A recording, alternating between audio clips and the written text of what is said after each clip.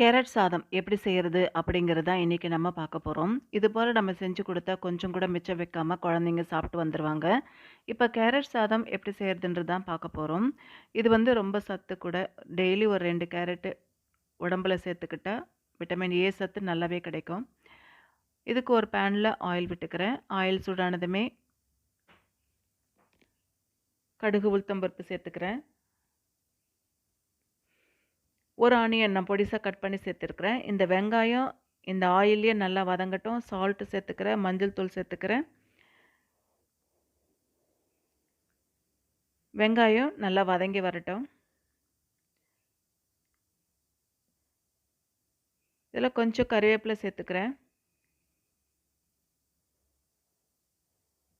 ஒரு பச்சை மிளகா நீள் வாக்கில் கட் பண்ணி சேர்த்துருக்கேன். டேஸ்ட்டுக்காக தான் சேர்த்துருக்கேன். இப்போ துருவின கேரட் இதில் சேர்த்துக்கிறேன். கேரட்டை நல்லா வதக்கிக்கலாம். ஒரு 3 நிமிஷம் நல்லா வதங்கினதுக்கப்புறமா தட்டு போட்டு மூடி வச்சுட்டு ஒரு 2 நிமிஷம் வதங்கட்டும்.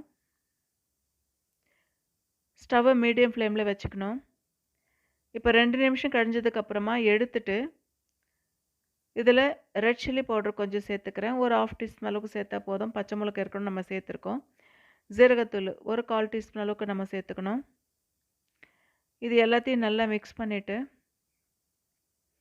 மறுபடியும் தட்டு போட்டு மூடி வைக்கணும். ஒரு 3 நிமிஷம் அப்படி மூடி வச்சதுக்கப்புறமா நம்ம எடுத்துடலாம். நல்லா வெந்து வந்துடும். ஏன்னா துருவி தான் நம்ம கேரட் சேர்த்துருக்கோம். நல்லா வெந்துடும். நான் 2 பேருக்கு தேவையான அளவுக்கு கேரட் ரைஸ் செஞ்சுருக்கேன். இப்போது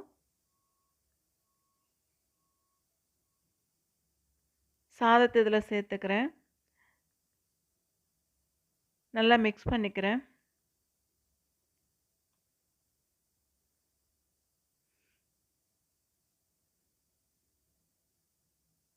அவ்வளோதான், சூப்பரான கேரட் சாதம் ரெடி. இது போல் செய்து கொடுத்தா கொஞ்சம் கூட மிச்சம் வைக்காமல் குழந்தைங்க சாப்பிட்டு வந்துடுவாங்க.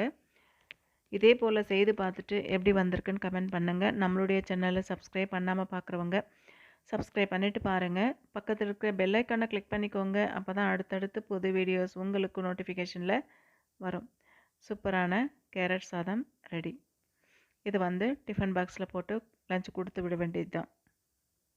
சிம்பிளாக ஈஸியாக நம்ம செஞ்சு முடிச்சிட்டோம்.